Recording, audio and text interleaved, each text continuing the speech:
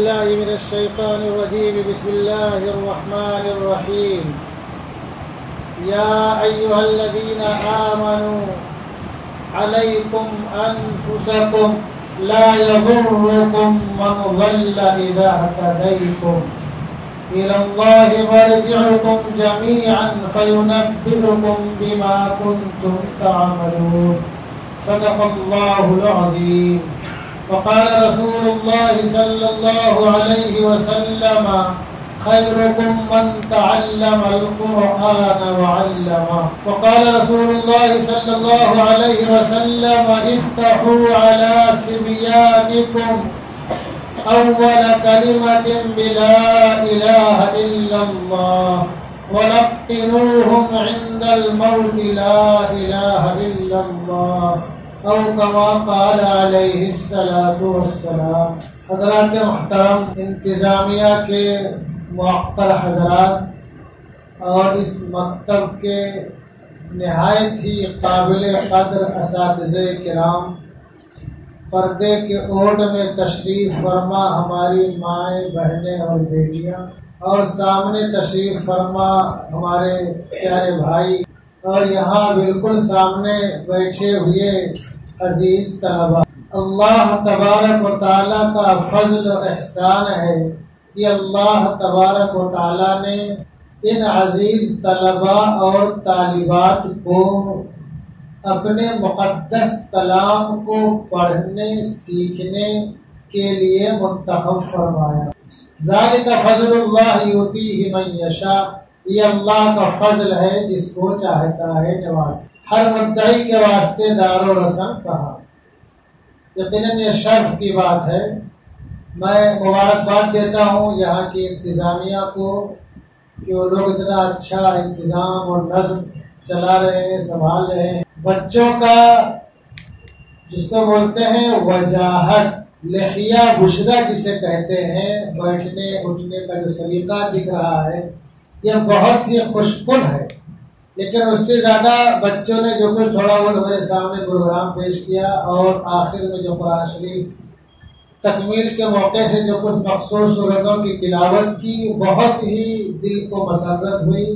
اللہ تبارک و تعالیٰ ان طلباء اور طالبات کو ان کی زندگی کے آخری لمحات تک قرآن پڑھنے پڑھانے والا بنائے. ان کے والدین، سرپرستوں، اعزاء اقربا نسلوں کو اور انہیں بھی سب کو اسلام پر باقی رکھے، ایمان پر خاتمہ فرمائے، شہادت کی موت نصیب فرمائے اور جناب رسول اللہ صلی اللہ علیہ وسلم کے محبوب شہر میں مدفون ہونے کی سعادت عطا فرمائے. سب سے پہلے میں مبارکباد دیتا ہوں انتظامیہ کو. اللہ تبارک و تعالیٰ انتظامیہ کی عمر کو دراز کرے اور ان کے سائے کو دراز کرے، اور ان لوگ ایسے محنت لگن سے یہاں کے اساتذہ کا خیال رکھیں، خدمت کریں، اور طلباء ان لوگوں کی کاوشوں کی وجہ سے زیادہ سے زیادہ یہاں آئیں. میں انتظامیہ کے بارے میں بہت زیادہ تو نہیں کہہ سکتا ہوں، جیسے کہ میں نے بہت سی جگہوں میں دیکھا ہے، لیکن عربی کا ایک شعر ہے، ان تفق الانام وانت منهم فإن المسك بعض دم الغزالی. اگر آپ لوگوں کا نظم و ضبط بہت اچھا ہے تو بہت خوشی کی بات ہے.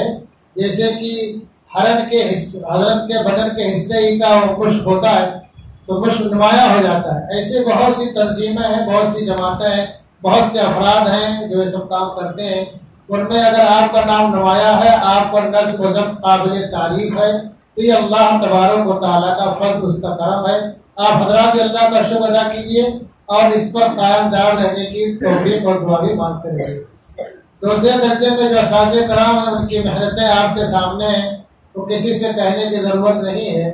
22 طلباء نے قرآن شریف کا ناظرہ مکمل کیا. بس ان اساتذہ کے بارے میں اور اس ادارے کے بارے میں ایک شعر کہنے کی طبیعت چاہتی ہے کہ دست معصوم کو وہ لوح و قلم دیتا ہے، دست معصوم کو وہ لوح و قلم دیتا ہے، نو نہالوں کو وہ قندیل حرم دیتا ہے. اور خاص طور سے یہاں کے قابل قدر اساتذہ کرام کے تعلق سے کسی نے کیا خوب کہا کہ ہر معمار بناتا ہے یہاں ایک تاج محل، ہر معمار بناتا ہے یہاں ایک تاج محل. صورت تعمیر مگر بدل جاتی ہے۔ جتنے اساتذہ کرام ہیں یہ اپنے وقت کے نہایت ہی کوہنا مشق اور تجربہ کار ہیں، اس کا ثمرہ آپ حضرات کے سامنے ہے۔ یہ محنت ہے حضرات کی اور انتظامیہ کی کاوشیں دعائیں ہیں کہ علی میاں صاحب رحمۃ اللہ علیہ کی والدہ نے ایسے موقع کے لیے ایک شعر کہا تھا کہ خزاں میں شجر سر سبز ہو کر پھول و پھل لائے، خزاں میں شجر سر سبز ہو کر پھول و پھل لائے، ہو شہرت باغ کی باغباں کی غنچوں کی مالی کی۔ تو قابل مبارکباد ہیں یہاں کی انتظامیہ، یہاں کے اساتذہ اور یہاں کے طلباء عزیز اور طالبات۔ اس سے زیادہ قابل مبارکباد ہیں ان بچوں کے والدین اور سرپرست۔ میں اس لیے کہہ رہا ہوں کہ آج کل ہمارے یہاں ایک ہور سی لگی ہوئی ہے اپنے بھارت کے معاشرے اور ماحول میں اپنے بچوں کو اعلیٰ تعلیم دلانے کا۔ یقیناً یہ زمانہ وہ زمانہ نہیں ہے کہ انسان گھوڑے کی پشت پر سوار ہو کر کے اور آہن و شمشیر کے ساتھ فتوحات طے کرے اور کامیابی حاصل کرے۔ یہ زمانہ تو وہ ہے کہ آدمی قلم اور کرتاس کے ذریعے بلکہ چشمہ ابرو کے اشارے کے ذریعے، انگلیوں کے اشارے سے بہت بڑے بڑے علاقوں کو فتح کر لیتا ہے، بڑے بڑے میدان سر کر لیتا ہے، بڑے بڑے کاروبار جو ہے میں کامیابی حاصل کر لیتا ہے، بہت سے چیزوں میں اسے کامیابی ملتی ہے اور ہر طرح کی کامیابی اس کا قدم چومتی ہے۔ تو اس کے لیے تعلیم کی ضرورت ہے۔ یقیناً اگر ہماری نسلیں تعلیم میں پیچھے رہیں گی تو ہم جس ماحول اور معاشرے میں رہتے ہیں اس کا خمیازہ ہماری آئندہ نسلوں کو اور آئندہ نسلوں کو بہت بھگتنا۔ تو ہمیں تعلیم کے لیے بھی محنت کرنی ہے، کوشش کرنی ہے، اس ہوڑ میں پیچھے نہیں رہنا، اپنے کو آگے جانے کی کوشش کرنا ہے۔ اگر ہمارے بھائیوں کے برادران وطن کے بچوں کا نمبر 80 آتا ہے تو ہم 85 لائیں، ان کا 85 آتا ہے تو ہم 95 لائیں، ان کا 95 آتا ہے تو 100 لائیں۔ یہ بہت ضروری ہے۔ وَلَا تَنْسَ نَصِيبَكَ مِنَ الدُّنْيَا، دنیا کے حصے کو بھولنا نہیں ہے۔ اور یہ تعلیم جو اعلاء کلمت اللہ کا بھی ذریعہ ہے، لیکن جو ہوڑ لگی ہے بہت سے، بلکہ میں بولوں گا 60 سے زائد جو فیصد والدین ہیں وہ اس بات کو بھول جاتے ہیں کہ ہم کس معاشرے کس ماحول میں ہیں۔ ہمارا ماحول اور ہمارا جو معاشرہ ابھی اس وقت ہے، جو بھارت کی جو ترتیب ہے، یہاں کی جو ریتی رواجی تھی اور ابھی جو آگے جا رہی ہے وہ کیا ہے؟ کسی زمانے میں اگر آپ جو ہے یہ حضرت یعقوب علیہ السلام کا واقعہ پڑھیں گے، حضرت یعقوب علیہ السلام کیا ہے؟ خود نبی ہیں، بیٹا نبی ہے، باپ نبی ہے، چچا نبی ہے اور دادا محترم بھی نبی ہے۔ قرآن کی آیت کیا ہے؟ ام کنتم شہداء اذ حضر یعقوب الموت اذ قال لبنیہ ما تعبدون من بعدی قالوا نعبد الہک و الہ آبائک ابراہیم و اسماعیل واسحاق الہا واحدا ونحن له مسلمون۔ حضرت یعقوب علیہ السلام میں نے کیا کہا؟ خود پیغمبر ہیں، بیٹا پیغمبر ہے، والد گرامی پیغمبر ہیں، چچا محترم پیغمبر ہیں اور دادا بھی پیغمبر ہیں، اور ایسے دادا کہ بعد کی نسلوں میں جتنے پیغمبر آئے سب انہی کی نسل میں پیغمبر آئے۔ اور جو حضرت یعقوب علیہ السلام ہیں وہ پیغمبر ہیں، ایک بیٹا پیغمبر، انجیل کی ایک روایت کے مطابق ان کے دوسرے بیٹے یہودا بھی پیغمبر ہیں۔ تو پورا پیغمبروں کا گھرانہ ہے۔ لیکن جب موت کا وقت قریب آتا ہے تو اپنے بچوں کو بلا کر کے ان سے عہد و پیمان لیتے ہیں۔ یہ عہد و پیمان کیوں لیتے ہیں؟ اس کی وجہ کیا ہے؟ اس کی وجہ یہ جس طرح کے ماحول میں آج ہم سانس لے رہے ہیں اسی طرح کے ماحول میں وہ لوگ بھی تھے، کیونکہ لوگ مصر کے رہنے والے نہیں تھے، کنعان کے تھے، وہاں سے وہاں ہجرت کر کے آئے تھے۔ تو زیادہ تر آبادی جو وہاں اکثریت کی وہ کیا تھی؟ وہ جتنے کنکر اتنے شنکر، جانوروں کی پوجا کرنے والے اور سورج کی پوجا کرنے والے اور کس کی ہر طرح کی۔ تو ان کو یہ خطرہ ہوا کہ ہماری جو نسل ہے، ہمارے لوگ جو یہ اقلیت میں ہیں، کہیں ایسا نہ ہو بعد میں اکثریت کا ماحول ان پر غالب آ جائے، ان کے ساتھ رہنا سہنا بیٹھنا اٹھنا چلنا پھرنا تو یہ بھی انہی کی طرح ہو جائے اور اس میں گم ہو جائے۔ اس لیے انہوں نے اپنے لڑکوں سے عہد و پیمان لیا، خالی یہ اندیشہ ان کو تھا جو اندیشہ حضرت کو اس زمانے میں تھا مصر میں اپنی نسلوں کے بارے میں، اس سے زیادہ اندیشہ اور خطرات ہمیں اپنی نسلوں کے بارے میں یہاں ہونا چاہیے۔ وہاں کوئی تحریک نہیں اٹھی تھی کہ ان کے نسل کو اپنے میں ضبط کر لے، کوئی تنظیم نہیں تھی، وہاں سے افراد نہیں تھے جو ضبط کرنے کی کوشش کرتے ہوں، یہاں تو باقاعدہ اسی کی کوششیں جاری ہیں۔ تو قابل مبارکباد ہے والدین جنہوں نے اپنے بچوں کو اس مکتب میں بھیجا، اور یہ ایسا مکتب نہیں ہے جیسے عام طور سے مکتب چلتے ہیں، بچے پڑھے آئے چلے گئے۔ باقاعدہ 5 سالہ ترتیب ہے، اور 5 سال میں بچے پڑھ کے نکل جاتے ہیں۔ 5 سال میں کیا سیکھتے ہیں، ان 5 سال میں کیا سیکھتے ہیں آپ کو معلوم ہونا چاہیے۔ سب سے پہلی چیز کیا؟ قرآن کے بارے میں کیا؟ خیرکم من تعلم القرآن وعلمہ، تم میں سب سے بہتر وہ جو قرآن سیکھے اور سکھلائے۔ دعائیں سیکھتے ہیں، دعا جو ہے نماز کی دعا بھی ہے، کلمہ بھی ہے، دیگر اوقات اور دوسرے مواقع کی بھی دعائیں ہیں، جو مخصوص صورتیں وہ بھی یاد کرتے ہیں۔ اور ہر سال تقریباً 20 سے 25 بچے قرآن شریف پڑھ کے اور یہ تمام چیزوں کو سیکھ کر کے نکلتے ہیں۔ ارے بچے جب نکل گئے یہاں سے 5 سال پڑھ لیا، تو میں مثال دیتا ہوں آپ حضرات کو۔ آپ نے کوسوو کا نام سنا ہوگا، وقت بہت مختصر ہے۔ کوسوو کا نام سنا ہوگا۔ ایک زمانہ ایسا ہے کہ وہاں طوفان مچا، اور رات کی تاریکی میں اور دن کے اجالے میں چاروں طرف سے پورے گاؤں کا گھیراؤ کر لیتے، اور شادی شدہ عورتوں کو الگ کرتے، بچوں کو الگ کرتے، جوانوں کو الگ کرتے، بوڑھوں کو الگ کرتے۔ کس کو کہاں لے گئے، کس کو کس علاقے میں لے جا کر کے جنت میں پہنچایا، یہ کوئی بتا نہیں سکتا ہے۔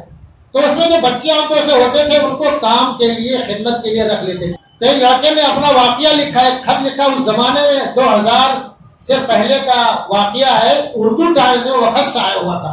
اس نے خط لکھا، میری امی جان، میری پیاری اپی جان، اور اس نے پھر یہی لکھا کہ آج میں فلاں علاقے میں ہوں اور میں کلیسا یعنی گرجا کی خدمت پر مامور ہوں۔ مجھے یہاں خدمت میں لگا دیا گیا ہے اور میں سارے وہ کام کرتا ہوں جو لوگ کرتے ہیں، لیکن میری ماں نے جو مجھے بچپنے میں کلمہ سکھایا تھا، اشہد ان لا الہ الا اللہ واشہد ان محمدا عبدہ ورسولہ، مجھے اب تک وہ ماں یاد ہے۔ میں اس ٹائم مجھے اتنا ہوش نہیں تھا کہ اس کلمے کی کیا قیمت ہے ماں، میری زبان خالی چلتی تھی، میں نے رکھ لیا تھا۔ آج میں یہاں کلیسا میں ہوں اس ماحول میں، لیکن مجھے اب تک کلمہ یاد ہے، میں کلمہ پڑھا کرتا ہوں، اور میں کلمہ پڑھ کے سوچتا ہوں کہ میری ماں نے جو مذہب مجھے سکھایا تھا میں اس میں باقی ہوں، اور اللہ تعالیٰ مجھے مذہب میں باقی رہے، یہاں میں کسی بھی ماحول میں مجھے رہنا پڑے۔ اس نے بھی لکھا تھا میری ماں مجھے معلوم نہیں تو کہاں پہ صدر کے سال میں، تو ماں نے بچپنے میں جو کلمہ سکھا دیا تھا تو توتلی زبان میں وہ کلمہ بچے کو یاد تھا۔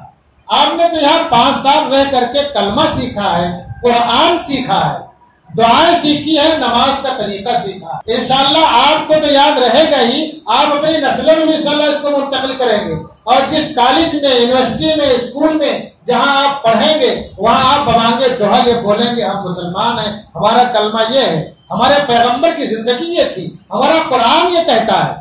آپ کو کچھ نہیں آئے گا تو ہم سورہ فاتحہ پڑھ کے سنا دیں گے، اگر مطلب نہیں آئے گا تو کچھ صورتیں پڑھ کے سنا دیں گے۔ لوگ قرآن کی آیتیں سن کے اسلام کے قریب آئیں گے، اور سینکڑوں لوگ انشاءاللہ آپ لوگوں کے ذریعے حلقہ بگوشی اسلام ہو جائیں گے۔ تو ایسے ہی ماحول کے تعلق سے، ایسے ہی لوگوں کے تعلق سے اللہ تبارک و تعالیٰ نے ارشاد فرمایا، یا ایھا الذین آمنوا علیکم انفسکم، اے ایمان والو اپنی فکر کرو، لا یضرکم من ضل اذا اہتدیتم۔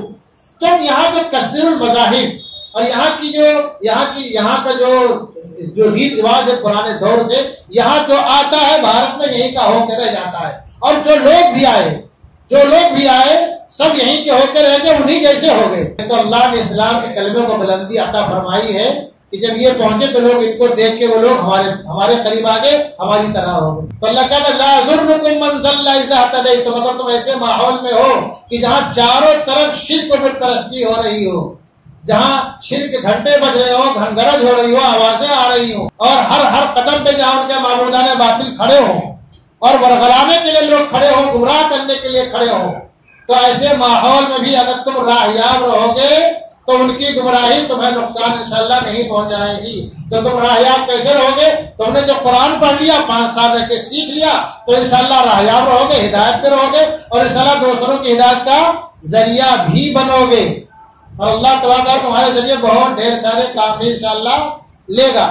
پھر میں آخر میں ایک بار پھر یہاں کے اساتذہ، طلباء، انتظامیہ اور آنے والے والدین کو مبارکباد دیتا ہوں کہ اللہ تبارک و تعالیٰ سب کی زندگی میں برکت پیدا فرمائے اور یہ ادارہ دن دنی رات چگنی ترقی کرتا رہے، اور یہاں کے اساتذہ اللہ تعالیٰ ان کے خلوص میں مزید اضافہ فرمائے اور سب کے عمر میں برکت پیدا فرمائے، سب کو دنیا کے تمام کونوں میں کام کرنے کی سعادت عطا فرمائے۔ وما علینا الا البلاغ۔